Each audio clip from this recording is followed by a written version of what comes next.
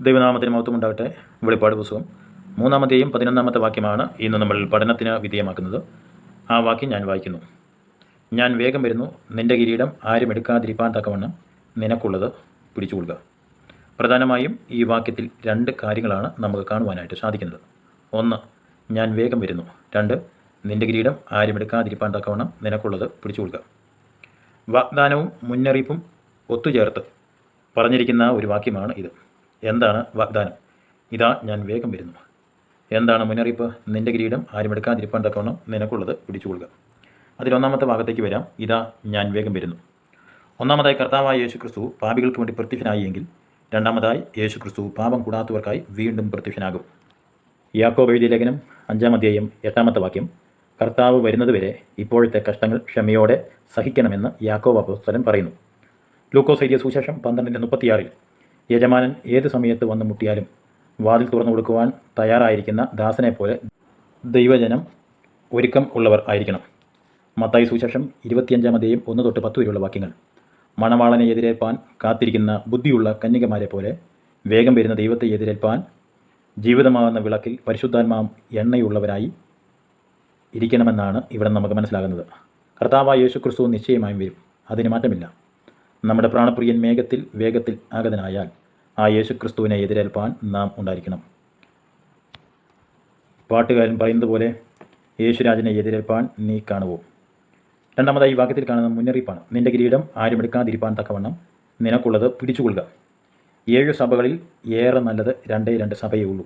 അത് 1 സ്മുർണയും 2 ഫിലദൽഫിയുമാണ്. കർത്താവിൻ്റെ ഒരു ശാസനയോ മാനസാന്തരപ്പെടുവാൻ കൽപ്പിക്കുന്നതോ കാണുന്നില്ല. മറ്റ് എല്ലാ സഭയെയും ശാസിക്കുകയും മാനസാന്തരപ്പെടുവാൻ കൽപ്പിക്കുകയും ചെയ്യുന്നു. ഈ 2 സഭയ്ക്ക് മാത്രമാണ് കിരീടം വാഗ്ദാനം ചെയ്യുന്നത്. നിന്റെ കിരീടം ആരും എടുക്കാതിരിപ്പാൻ നിനക്കുള്ളത് പിടിച്ചുകൊള്ളുക എന്ന അതിശക്തമായൊരു മുന്നറിയിപ്പാണ് ഇവിടെ കാണുന്നത്. കിരീടം ധരിപ്പാൻ സഭയിലെ വിശ്വാസികൾ, പാസ്റ്റർമാർ യോഗ്യതയുള്ളവരായില്ല എങ്കിൽ ദൈവം ആ കിരീടം എടുത്ത് മറ്റൊരാൾക്ക് നൽകും. ഇങ്ങനെ സ്വന്തം അവകാശങ്ങൾ അല്ലെങ്കിൽ സ്വന്തം അനുഗ്രഹങ്ങൾ നഷ്ടപ്പെടുത്തിയ പലരെയും ബൈബിളിൽ കാണാം. അവരുടെ അനുഗ്രഹം ദൈവം മറ്റൊരാൾക്ക് നൽകി. ചില ഉദാഹരണങ്ങൾ ഓർപ്പിക്കുന്നു. 1 ഉൽപ്പത്തി പുസ്തകം 25-ാം അധ്യായം 34-ാമത്തെ വാക്യം, 27-36 ഏശാവ് തൻ്റെ ജ്യേഷ്ഠസ്ഥാനം നഷ്ടപ്പെടുത്തി, അത് യാക്കോബിന് ലഭിച്ചു. 2 ഉൽപ്പത്തി പുസ്തകം 49-ന്റെ 4-8 വാക്യങ്ങൾ, വെള്ളം പോലെ തുളുമ്പുന്ന രൂപൻ തൻ്റെ സ്ഥാനം നഷ്ടപ്പെടുത്തി, ആ സ്ഥാനം യഹൂദയ്ക്ക് ലഭിച്ചു. 3 1 ശമൂവേൽ 16-ന്റെ 1-13 വാക്യങ്ങൾ, രാജാവായ ശൗൽ തൻ്റെ സ്ഥാനം നഷ്ടപ്പെടുത്തി, ആ സ്ഥാനം ദാവീദിന് ലഭിച്ചു. 4 1 രാജാക്കന്മാർ 2-ന്റെ 24-25 വാക്യങ്ങൾ, യോവാബും അബ്യാഥാരും തങ്ങളുടെ സ്ഥാനം നഷ്ടപ്പെടുത്തി, ദൈവം ആ സ്ഥാനം ബനയാവിനും സാദോക്കിനും കൊടുത്തു. 5 അപ്പോസ്തല പ്രവൃത്തികൾ 1-ന്റെ 20 മുതൽ 26 വരെയുള്ള വാക്യങ്ങൾ, യൂദ തൻ്റെ സ്ഥാനം ദിവ്യാഗ്രഹം കൊണ്ട് നഷ്ടപ്പെടുത്തി, ദൈവം ആ സ്ഥാനം മത്യാസിന് നൽകി.